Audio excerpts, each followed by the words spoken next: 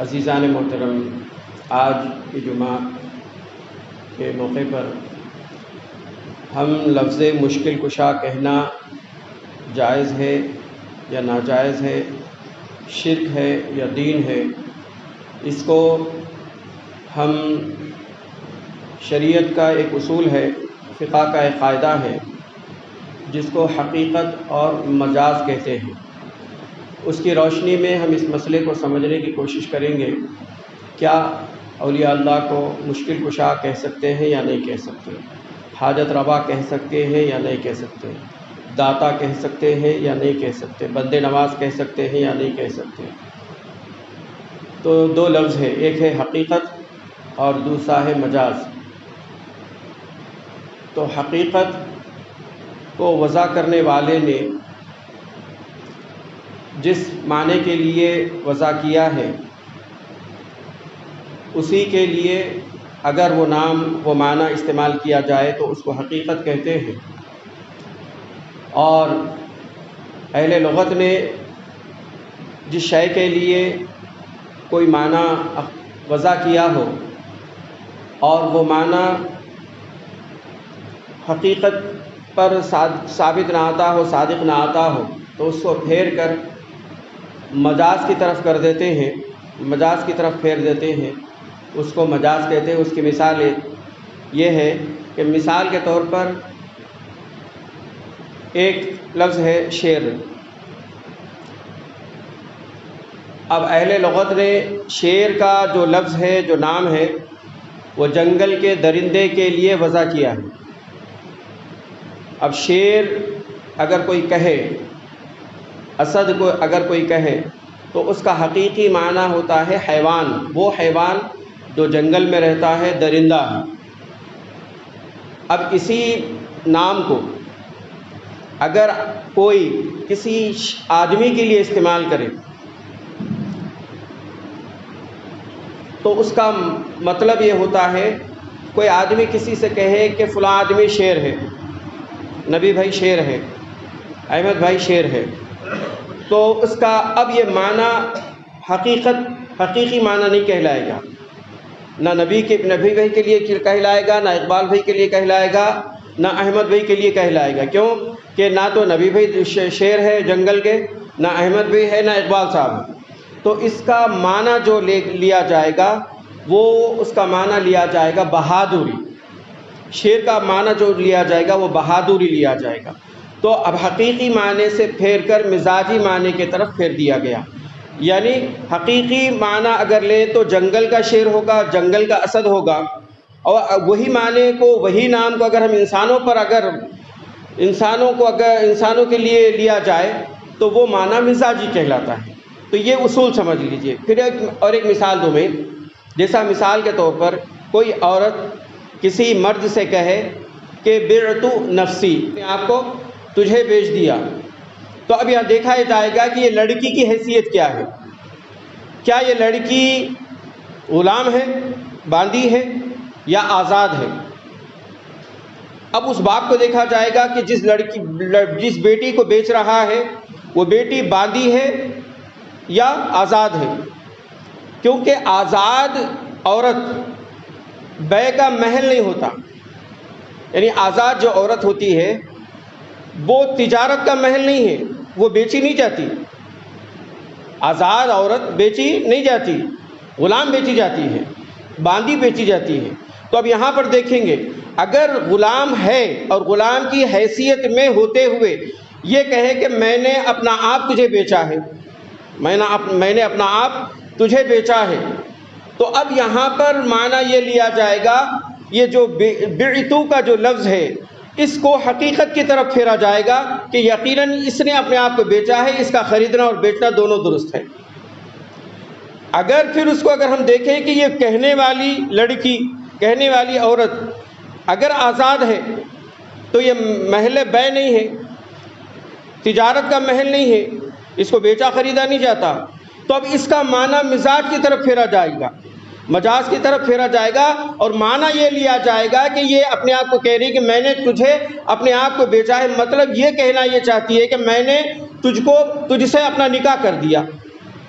میں تجھے تیرے نکاح میں آنا چاہتی ہوں، میں اپنے آپ کو تیرے نکاح میں کر دیتی ہوں۔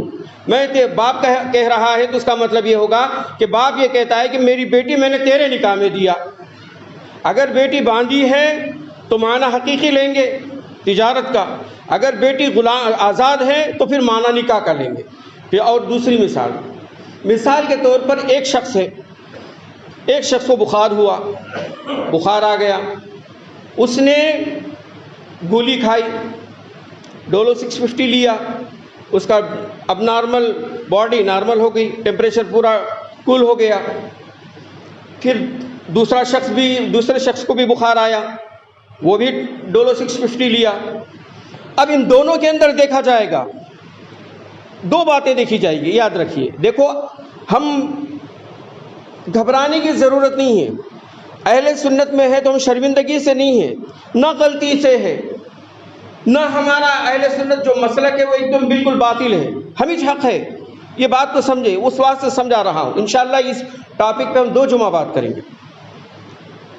تو اب یہ دیکھیں گے ہم یہ کہ کہنے والا کون ہے اور کہنے والے کی نیت کیا ہے۔ کیا دیکھیں گے؟ کہنے والا کون ہے اور کہنے والی کی نیت کیا ہے، یہاں پر دیکھیں گے۔ ایک نے کہا کہ میں نے ڈولو 650 لیا تو میرا بخار کم ہو گیا ڈولو 650 کی وجہ سے، تو ٹیبلٹ نے میرا بخار کم کر دیا۔ ایک شخص نے کیا کیا؟ اس ٹیبلٹ نے میرا بخار کم کیا۔ پھر دوسرے نے پھر وہی جملہ کہا، اس ٹیبلٹ نے میرا بخار کم کیا۔ اب یہ دونوں کو دیکھا جائے گا کہ دونوں کون ہیں، پھر دونوں میں کی نیت کیا ہے۔ تو پہلا شخص جو ہوگا، ایک شخص اس میں سے وہ ہوگا جو دہریہ ہوگا، یعنی اللہ کو مانتا ہی نہیں، اللہ کو نہیں مانتا۔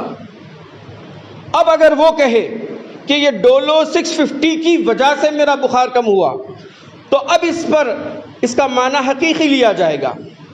کیا لیا جائے گا؟ اس کا یقین اللہ پر نہیں ہے، اس کا ایمان اللہ پر نہیں ہے، گویا اس نے گولی کو مؤثر حقیقی مانا، یعنی گولی پر ایمان رکھا، گولی پر اس کا یقین تھا، گولی پر اس کا اعتماد تھا، گولی پر اس کا بھروسہ ہے۔ تو اب اس کے اوپر حکم کفر آتا ہے، کہا جائے گا کہ یہ کہنے والا غیر مسلمان ہے۔ اب اس کے کہنے کو شرک کہا جائے گا، کفر کہا جائے گا اس کے کہنے کو۔ اب وہی ایک مسلمان کہتا ہے، مسلمان کیا کہتا ہے؟ مسلمان کہتا ہے کہ یہ گولی کھایا تھا۔ آپ نے بھی کہا ہوگا حضرت آپ نے ٹیبلٹ لکھی تھی بہت اچھی تھی، مطلب کیا ہوا اس کا کہ ٹیبلٹ سے میرا بخار کم ہوا۔ لیکن آپ جائیے، اب ان کے پاس جائیے، پوچھئے، جو یہ کہتے ہیں کہ مشکل کشا اللہ ہے، مشکل کشا علی نہیں ہے، مشکل کشا خواجہ خواجگان نہیں ہے، جو یہ کہہ کر فتوے لگاتے ہیں، حکم لگاتے ہیں، حکم کفر ہم پر لگاتے ہیں، حکم شرک ہم پر لگاتے ہیں، ان سے جا کے پوچھئے مسلمان اگر کوئی یہ کہے کہ گولی کھانے سے میرا بخار کم ہوا، گولی کھانے سے میرا بخار کم ہوا، تو ان ملا صاحب سے جا کے پوچھئے کہ کیا اس مسلمان شخص پر آپ کفر کا فتویٰ لگاؤ گے، شرک کا فتویٰ لگاؤ گے؟ تو انہوں نے کہا کہ نہیں، وہ مسلمان ہے۔ کیوں؟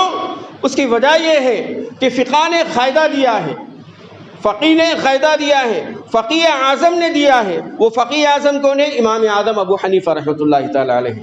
امام اعظم ابو حنیفہ رحمۃ اللہ تعالیٰ علیہ شعبان کے 2 تاریخ کو آپ کا وصال شریف ہوا، تو آپ کی نسبت سے میں نے یہ موضوع طے کیا تاکہ ہمیں پتہ چلے کہ ہمارے امام اعظم ابو حنیفہ رحمۃ اللہ تعالیٰ علیہ کا مقلد ہے، آپ کی تقلید کرتے ہیں، وہ ہمارے امام ہیں۔ تو ہمارے امام کون ہیں؟ ہم تقلید کس کی کرتے ہیں، ہم تقلید کیوں کرتے ہیں، اس مسئلے کے تھرو آپ کو بات سمجھ میں آ جائے، اس لیے میں نے یہ موضوع طے کیا ہے۔ تو ہمارے امام اعظم نے ہم کو یہ اصول دیا، ایک قاعدہ دیا، تو ہم نے ان سے جا کے پوچھا، خارجیوں سے پوچھا کہ بتائیے مسلمان ہے، اللہ کو ایک مانتا ہے، اللہ پر یقین رکھتا ہے اور کہتا ہے کہ گولی کھانے سے میرا بخار کم ہوا، تو کیا اس پہ کیا حکم آئے گا؟ تو کہا گیا، اسے کہے گا کہ کوئی حکم نہیں آئے گا، اس کو مسلمان سمجھا جائے گا، مومن کہا جائے گا، اس پہ کوئی بدعت کا حکم نہیں آئے گا، گناہ کا حکم نہیں آئے گا، شرک کا حکم نہیں آئے گا، کفر کا حکم نہیں آئے گا۔ کیوں؟ اس کی وجہ وہ یہ کہے گا کہ اس کا جو کہنا ہے، اس کا جو جملہ ہے، اس کی جو بات ہے وہ حقیقت سے نہیں، ہم حقیقت پر نہیں مزاج پر پھیر دیں گے، اور ہم اس کی نیت کو دیکھیں گے، کیونکہ مسلمان کے دل کے اندر یہ نیت یہ ہوتی ہے کہ حقیقی مؤثر، حقیقی فاعل کرنے والی ذات اللہ کی ہے۔ یہ جو گولی میں نے کھائی ہے وہ گولی سبب ہے، وہ گولی ذریعہ ہوئی، وہ گولی وسیلہ ہوئی، وہ گولی واسطہ ہوئی، جو میرے پیٹ میں جا کر میرے بخار کے کم کرنے کا سبب بنی۔ تو حکم کفر نہیں آیا۔ تو کیا دیکھنا ہے؟ دو باتیں دیکھی جاتی ہے، ایک کیا دیکھا جاتا ہے کون کہہ رہا ہے، اور ایک یہ دیکھا جاتا ہے کہ کہنے والے کی نیت کیا ہے۔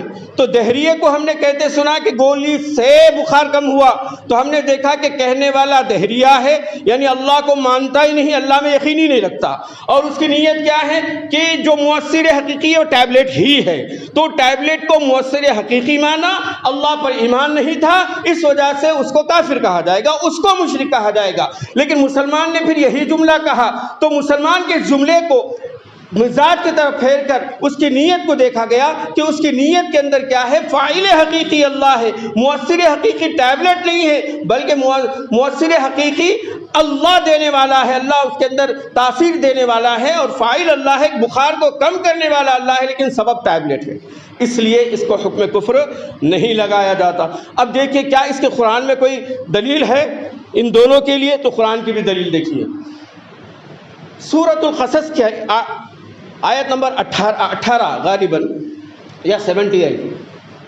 غالباً 78 کے اندر قارون کا تذکرہ کیا گیا۔ قارون سے پوچھا گیا کہ تیرے پاس جو خزانہ ہے کہاں کا ہے، تو نے کہاں سے لایا؟ تو نے اس نے کیا کہا؟ انما اوتیتہ علی علم عندی۔ اس نے کیا کہا؟ میرے پاس جو یہ خزانہ ہے میرے علم کی وجہ سے، میرے ٹیلنٹ کی وجہ سے ہے، میرے ٹیلنٹ کی وجہ سے ہے۔ تو اب اس کے اوپر اللہ نے کیا کیا؟ فوراً اس کے خزانے کو زمین کے اندر دھسا دیا۔ کیوں؟ اس کے اندر دو باتیں تھیں، ایک وہ کافر تھا، اللہ کو ماننے والا نہیں تھا، خود خدائی کا دعویٰ کرنے والا تھا، اور اس کا پورا یقین نے حقیقی کیا تھا؟ اس مال پر، اس کے اپنے صلاحیت پر تھا، اپنے ٹیلنٹ پر تھا، اپنی قوت پر تھا، اپنی طاقت پر تھا۔ تو اس سے اس پہ کیا آیا؟ قارون کو کیا کہا گیا؟ حکم کفر بھی لگایا گیا، اللہ نے اس پہ عذاب دے کر یہ ثابت کر دیا کہ کافروں میں سے ہے۔ اسی طرح مثال، پھر ایک مثال دے دے کہ میں بات کو 2 منٹ ہے ہمارے پاس، جیسا شاکر بھی ہے، اب یہ مسجد ہے، شاکر بھی کیا کہتے ہیں؟ یہ مسجد میری ہے۔ کیا اب شاکر بھائی کے اوپر حکم کفر آئے گا؟ نہیں آئے گا۔ کیوں نہیں آئے گا؟ دلیل دیجئے، دلیل ہونا۔ تو اب ہم دیکھیں گے شاکر بھائی ہے کون؟ مسلمان۔ پھر ان کی نیت کیا ہے؟ نیت میں یہ ہے کہ یہ مسجد ہے اللہ کی، یہ حقیقت میں اس کا مالک اللہ ہے، لیکن مجھے منتظم بنایا گیا ہے، متولی یعنی نگران کار بنایا گیا ہے، اس نسبت سے یہ مسجد میری ہے۔ جیسا کہ ہمارے صدر ہیں نوید صاحب سے کہیں کہ یہ مسجد کس کی ہے؟ صحیح، نوید صاحب کہیں گے کہ مسجد میری ہے۔ پوچھے آپ اس کی مسجد کے مالک ہیں؟ کہیں گے میری مسجد ہے۔ اب کس بنیاد، اب ان کے جملے کو کیا کہیں گے؟ ہم دیکھیں گے کہ نبی کون ہے، تو دیکھا جائے گا کہ مسلمان بندہ ہے۔ پھر نیت کیا ہے؟ تو نیت یہ ہے کہ مسجد اللہ کی ہے، انتظامی امور کے تحت میں کمیٹی کا صدر ہوں، خالی انتظامی امور چلاتا ہوں، یہاں کے انتظامات دیکھتا ہوں میں مسجد کے، وہ انتظامی انتظامات کی وجہ سے میں صدر ہوں۔ اب مجھ سے کوئی پوچھے آپ کی مسجد کہاں ہے، مول صاحبوں کو ہی پوچھتے نا آپ کی مسجد کہاں ہے، تو میں کہتا ہوں غالب نگر میں میری مسجد، وہاں کا امام ہوں۔ تو اب آپ دیکھیے یہ میری مسجد ہے، یہ میری مسجد ہے، اللہ کی مسجد ہے، اللہ کی مسجد ہے۔ پھر میں نے یہ جملہ کیوں استعمال کیا کہ میری مسجد ہے؟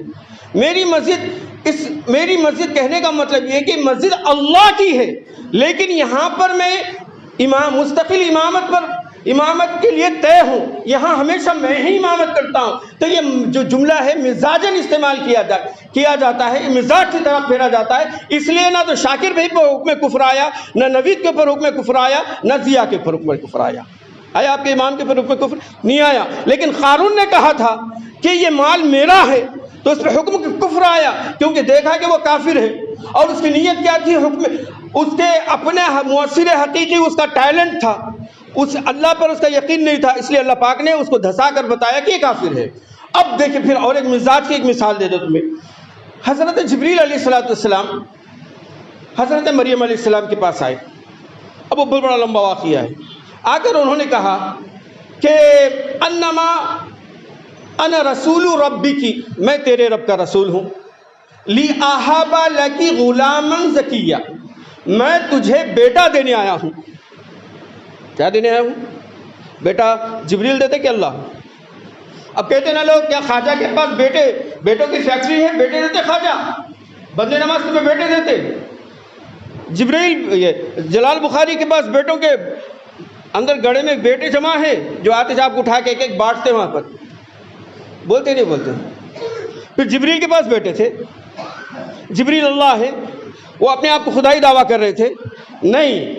اب یہ جبریل علیہ السلام کا جملہ جو اللہ نے قرآن میں اتارا ہو بہو اتارا، انہوں نے کیا کہا؟ لی اہابا لکی غلاما زکیہ، میں تجھے بیٹا دینے آیا ہوں، میں تجھے بیٹا دینے آیا ہوں۔ تو اس جملے کو حقیقی معنی میں نہ لے جاتے ہوئے اس کو مزاج کی طرف پھیریں گے، پھیر کر یہ اس کا معنی لیا جائے گا کہ حضرت جبریل علیہ السلام یہ کہنا چاہتے ہیں فاعل حقیقی اللہ ہے، دینے والا اللہ ہے، میں تجھے واسطہ بن کر اللہ سے لے کر تجھے دینے آیا ہوں۔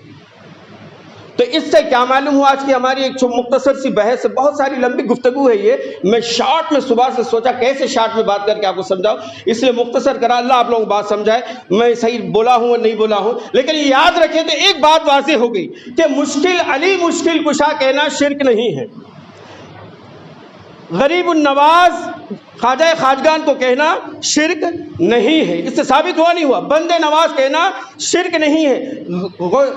سرکار جلال بخاری کے پاس جا کر یہ کہنا ہے کہ اے سرکار میرے مشکل کشا آپ میری بیماری دور کر دیجئے، میری مصیبت دور کر دیجئے، کہنا شرک نہیں ہے۔ اس وجہ سے کہ سرکار جلال بخاری کی بارگاہ میں ہم جاتے ہیں، ہم سنی ہیں، اللہ پر یقین رکھتے ہیں تو اللہ سے محبت کرتے ہیں، تو اللہ سے محبت کرنے کے رشتے سے اللہ کے جو محبوب ہے ان سے بھی محبت کرتے ہیں۔ اللہ ہمیں دکھتا نہیں ہے، اللہ جسم و جسمانیات مثل و مثال سے میں پاک ہے، اس لیے اللہ کو منانے کے لیے کیونکہ ہم گنہگار ہیں ان کے محبوب کے پاس چلے جاتے ہیں، ان کے پیاروں کے پاس جا کے کہتے ہیں کہ ہماری زبان وہ پاک نہیں ہے، ہمارے اعمال اچھے نہیں ہے، تمہاری زبان بھی پاک ہے، تم بھی اچھے ہو، تمہارا رہنا بھی، تمہارا وجود بھی رحمت ہے، اس لیے تم یہ کرو کہ ہمارے گنہگاروں کے لیے ہم اللہ کے سامنے ہاتھ نہیں اٹھا سکتے، آپ یہ کرو کہ اللہ سے مانگ کر ہمیں دے دو۔